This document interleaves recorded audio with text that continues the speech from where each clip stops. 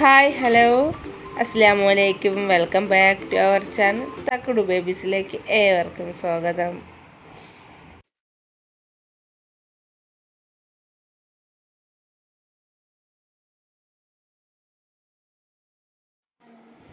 ഞാനിന്ന് വളരെ ഈസിയും പെട്ടെന്ന് തന്നെ തയ്യാറാക്കാൻ പറ്റിയ പ്രോൺസ് വരട്ടിയതിൻ്റെ റെസിപ്പിയുമായിട്ടാണ് കേട്ടോ വന്നിട്ടുള്ളത്.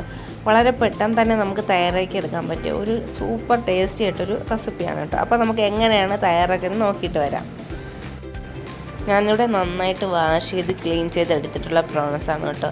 ഇതിലേക്ക് 1/2 ടീസ്പൂൺ മഞ്ഞൾപ്പൊടി, 1 ടേബിൾ സ്പൂൺ മുളക് പൊടി,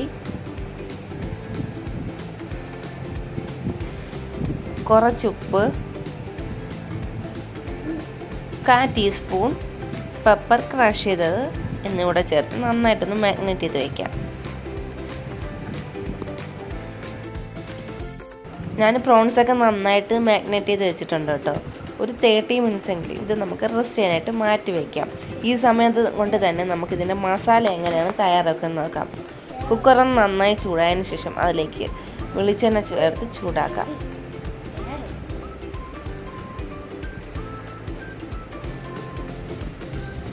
ഇതിലേക്ക് 3-4 ഗ്രാമ്പൂ, ഒരു തക്കോലത്തിൻ്റെ ഒരു ചെറിയ പീസ് എന്നിവ ചേർത്ത് നന്നായിട്ടൊന്ന് പൊട്ടിച്ചെടുക്കാം. ഇതിലേക്ക് ഇഞ്ചി, പച്ചമുളക്, വെളുത്തുള്ളി എന്നിവ ചതച്ചത് ചേർത്ത് കൊടുക്കാം കേട്ടോ. എൻ്റെ മുളക് പഴുത്തത് കൊണ്ടാണ് ആ ചുവന്ന നിറം ഇതിൽ കാണുന്നത് കേട്ടോ. നമുക്ക് നമ്മുടെ കയ്യിലുള്ള ഏത് മുളകായാലും നമുക്കിത് ചതച്ച് ആഡ് ചെയ്ത് കൊടുക്കാവുന്നതാണ്. ഇതിലേക്ക് 3 വലിയ സവാള സ്ലൈസ് ചെയ്തെടുത്തത് കൂടെ ആഡ് ചെയ്ത് കൊടുക്കാം.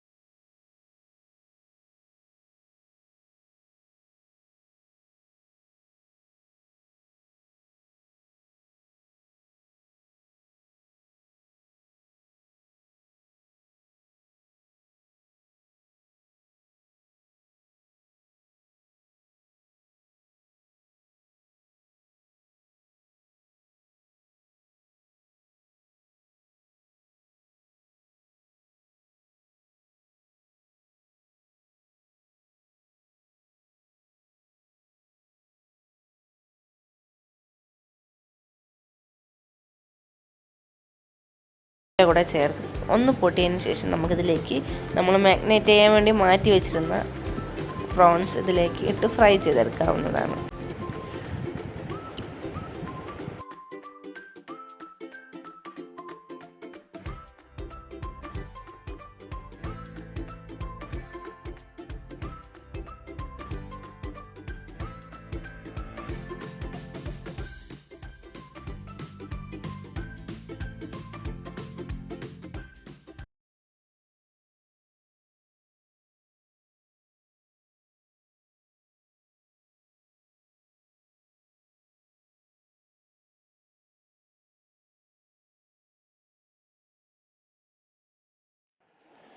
ഞാൻ പ്രോൺസിൽ വെള്ളം ഒന്നും ആഡ് ചെയ്ത് കൊടുത്തിട്ടില്ല. പ്രോൺസിൽ നിന്ന് തന്നെ വെള്ളം ഊറി വന്നിട്ടുണ്ട്. നമുക്കിത് ഹൈ ഫ്ലെയിമിലിട്ട് ഒന്ന് വറ്റിച്ച് നമുക്കിത് ഫ്രൈ ചെയ്തെടുക്കാം കേട്ടോ.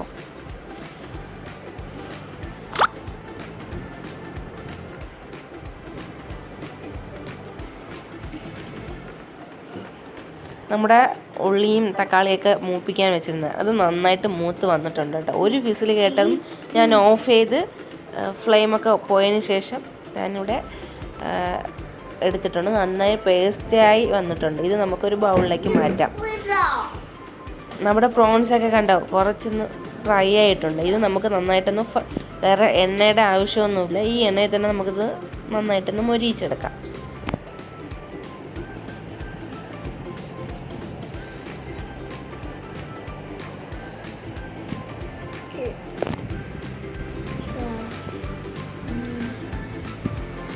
നമ്മൾ നേരത്തെ ബൗളിലേക്ക് മാറ്റി വെച്ചിരുന്ന ആ മിക്സ് കൂടി ഇതിലേക്ക് ആഡ് ചെയ്ത് കൊടുത്ത് നന്നായിട്ടൊന്ന് മിക്സ് ആക്കാം.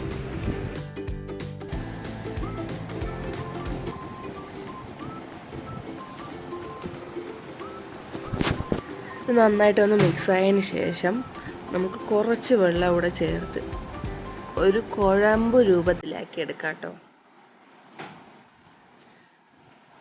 നമ്മളിതിൽ മഞ്ഞൾപ്പൊടി ചേർക്കുന്നില്ല. നമ്മൾ ആദ്യമേ പ്രോൺസിൽ നന്നായിട്ട് മഞ്ഞൾപ്പൊടിയൊക്കെ ചേർത്തിട്ടുണ്ട്. അതുകൊണ്ട് തന്നെ നമുക്ക് രണ്ടതും മഞ്ഞൾപ്പൊടിയുടെ ആവശ്യം വരുന്നില്ല. അപ്പം ഞാനിതിലേക്ക് കുറച്ച് വെള്ളം കൂടെ ആഡ് ചെയ്ത് കൊടുത്ത് നന്നായിട്ടൊരു കുഴമ്പ് രൂപത്തിൽ എടുത്തിട്ടുണ്ട്. ഇതിലേക്ക് ഞാൻ 1 ടീസ്പൂൺ പെരിഞ്ചീരകപ്പൊടി, 1/4 ടീസ്പൂൺ മല്ലിപ്പൊടി എന്നിവ ചേർത്ത് നന്നായിട്ടൊന്ന് കുക്ക് ചെയ്തെടുക്കുകയാണ്.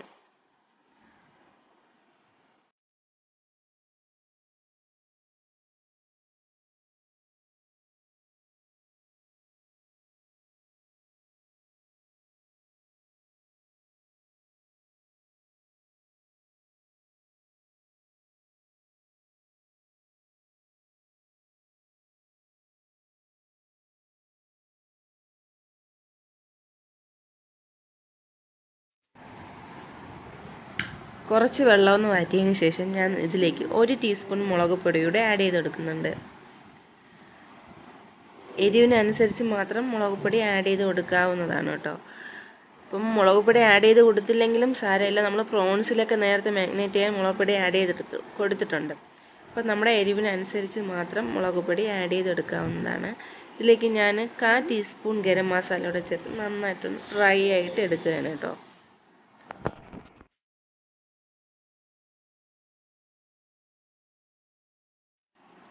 ഇതാ നമ്മുടെ പ്രോൺസ് വരട്ടിയത് ഇതാ ഇവിടെ റെഡി ആയിട്ടുണ്ട്. തീർച്ചയായിട്ടും നിങ്ങളൊന്ന് ട്രൈ ചെയ്ത് നോക്കിയിട്ട് ഫീഡ്ബാക്ക് അറിയിക്കാൻ മറക്കല്ലേ. വളരെ ഈസി ആയിട്ട് തന്നെ പെട്ടെന്ന് തന്നെ തയ്യാറാക്കാൻ പറ്റിയ ഒരു പ്രോൺസ് റെസിപ്പിയാണ് കേട്ടോ. ചപ്പാത്തിക്കും ചോറിനും എന്തിൻ്റെ കൂടെയും കോംബോ ആയിട്ട് പോകുന്ന ഒരു റെസിപ്പിയാണ് കേട്ടോ ഇത്. അപ്പോൾ തീർച്ചയായിട്ടും നിങ്ങളിതൊന്ന് ട്രൈ ചെയ്ത് നോക്കിയിട്ട് ഫീഡ്ബാക്ക് അറിയിക്കാൻ മറക്കല്ലേ. എൻ്റെ ചാനൽ ആദ്യമായി കാണുന്നു, പ്ലീസ് ഡു സബ്സ്ക്രൈബ്. തൊട്ടടുത്തുള്ള ബെൽ ബട്ടൺ അമർത്തി ഞാൻ ഇടുന്ന വീഡിയോസിൻ്റെ നോട്ടിഫിക്കേഷൻ നിങ്ങൾക്ക് ലഭിക്കുന്നതാണ്.